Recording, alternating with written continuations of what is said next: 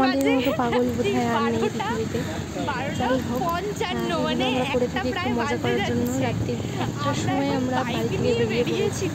আমি গিয়েছিলাম আমার বাপের বাড়িতে, ছিলাম ওখানে, বাপের বাড়িতেই ছিলাম। তো আমার বাপের বাড়ি আর শ্বশুরবাড়ির মধ্যে ডিস্টেন্স খুব একটা বেশি না, একটা গলি। তো আমাকে রাত্রেবেলা আমাদের বাড়িতে কারেন্ট চলে গেছে মার বাড়িতে। তো আমাকে এই যে পেছনের বাইকের দুজন যে ব্যক্তি দেখছে, এরা আমাকে ডাকতে এসেছিল যে চল কারেন্ট নেই, আমরা ঘুরে আসি। তো আমার বর ছিল তার বাড়িতে, মানে পাশের গলিতেই আমার বর ছিল, তার বাড়িতে ছিল।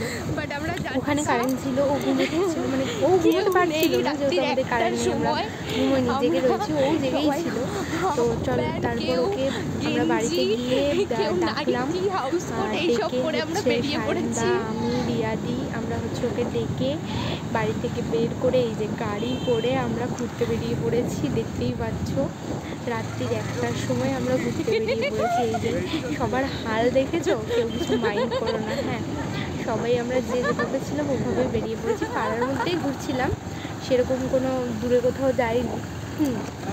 তো চেনা মামনের তো বইতে লাগে না পাড়ার মধ্যে, তার ভিতরেই আমরা ঘুরছিলাম। রাস্তাঘাট একদম ফাঁকা, কেউ ছিল না, দেখতেই পাচ্ছ পুরো একদম ফাঁকা রাস্তা দিয়ে আমরা যাচ্ছি। এই যে বাড়ি চলে এসেছি এবার 1টার সময়, আমাকে নিয়ে চলে এসছে এই বাড়িতে। আমি মার বাড়িতে ছিলাম, আমাকে এই বাড়িতে নিয়ে চলে এসছে।